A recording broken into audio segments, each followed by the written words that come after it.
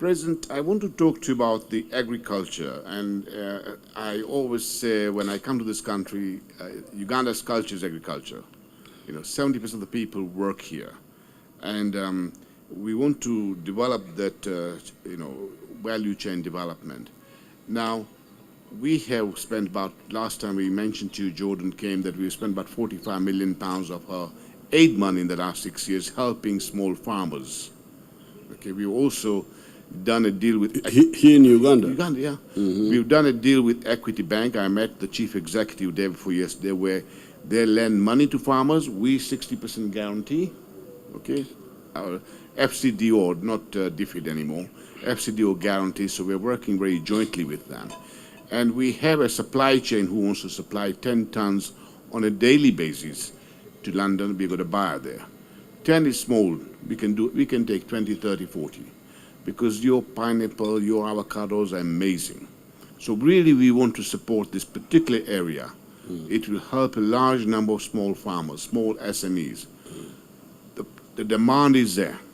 And the other thing, half the big wholesalers in UK are Ugandans, or children of Ugandan nations. Our problem has been Uganda Airways. Yes. What is the problem? The one who wants to go to enter the house is the one who is delaying to enter. Correct. That must be quite an achievement. Yeah. So Uganda... It must be quite an achievement in idiocy. Yeah, that's true. So what can be the problem? They don't know how to fill papers or what? Correct. Oh.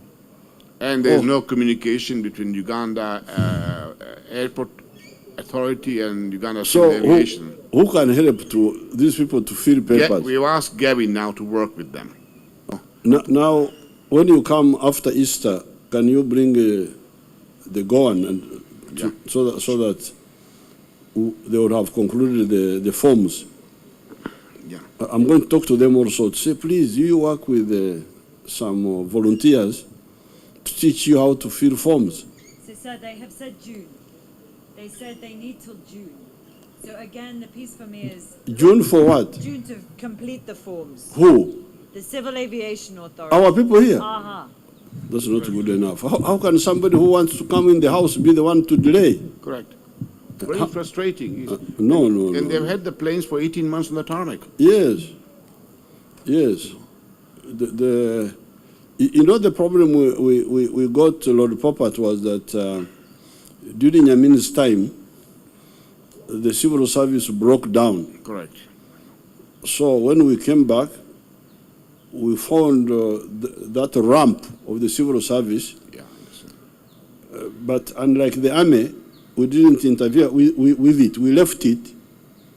But I think during Amin's time, they are educated. They are all university graduates, masters, but totally they are parasites. They just take from the country, being paid, but they never add anything, and they never bother to learn. So how can this be a problem? Yeah. You're right, the whole infrastructure, I mean, the whole country is run by ministers and civil servants. The whole infrastructure is completely broken, you're right. And to build up what you've done is great. Yes. And we are here to support because the only thing which we actually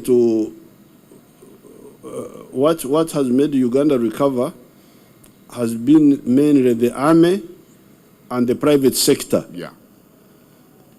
In spite of the frustrations by the civil service.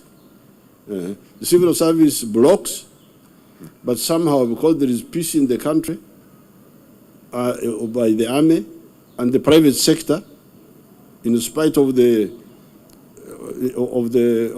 obstacles, they manage, and that's how the country keeps moving. But this one is amazing. How can people who want to come in the house be the ones to... Exactly. Yeah.